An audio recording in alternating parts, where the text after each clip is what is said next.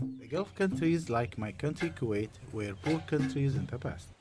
People lived in clay houses close to each other in narrow streets to give people shade because of the very hot temperature in summer. Life was simple and difficult at the same time, but people were kind to each other because love and cooperation is what kept them united. In addition to the crafts such as construction, carpentry, shipbuildings, transport of water, and retailing, the sea was the main source of living, so they relied on fishing, trading through the sea, and pearl diving. Back then, traveling by the sea was difficult because sailing ships were very simple. Without diving tools, searching for pearls was hard. My grandfather was responsible for pulling the divers back up out of the sea on a rope, and his hands were covered with calluses. Finally, because of our strategic location, we were the principal commercial center for the transit of goods between Bombay, Muscat, Baghdad, and other neighboring cities. The season of travel and diving held special rituals because of the long time spent by sailors at sea, which reached several months. The people met to sing their traditional songs to say goodbye to their relatives. They welcomed them in a similar way, and the locals waited on the beach for the ships to return. On their trip, they were led in singing the song called Mawal by a man who was called Naham. The lyrics telling the difficulty of their lives were accompanied by clapping with simple tools to make.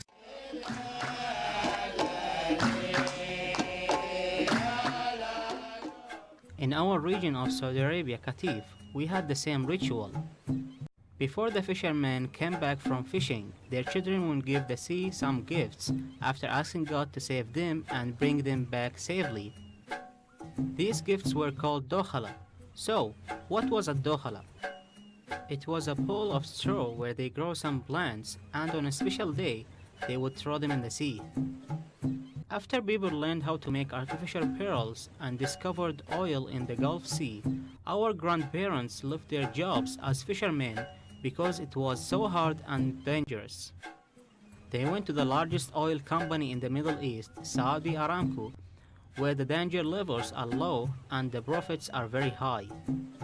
As a result, this custom disappeared and the new generations forget it also.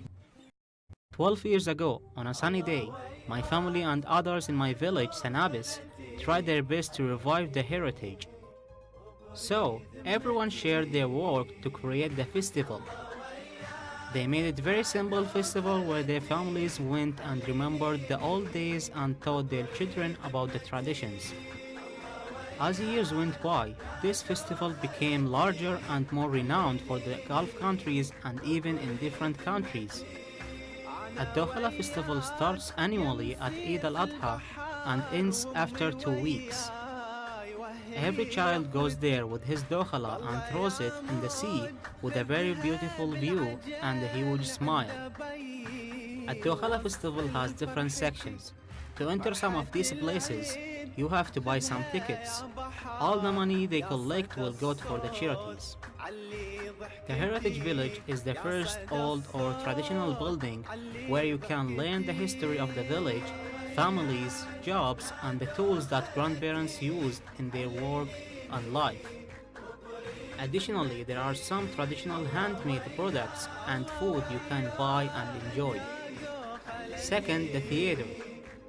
There is a big stage where many famous Arabic actors and ordinary people come and act by focusing on some critical issues, some comedies, and dancing.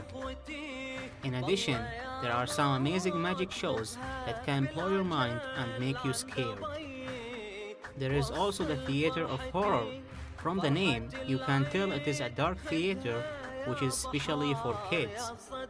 Inflatables and water games for kids take up a large part of the festival land.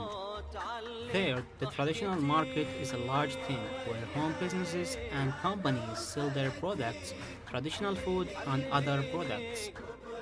Culture, beauty, and art halls are the special places where people come to learn, share, win some prizes from competitions, and buy paintings. Every year, they add another part in the stands, such as historical religious books, many copies of Old Quran, Al-Kaaba statue, and some beautiful Islamic designs surround the room. Sport, classic, and remote petroleum cars have a specific part, which allows them to show interested people equipped machines, some races, and drifts with remote cars. The last part is the traditional cafe.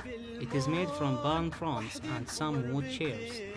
In the cafe, usually there are some dominoes and cars challenges. Also, they provide a delicious tea and coffee for free. As citizens, we think that this festival reminds us for our beautiful history and original heritage that our grandparents made it for us. كنتي وياي وشفتي دمعتي وشفتي شوقي لبي ولهفتي قلتي اجمع صبرك وازرع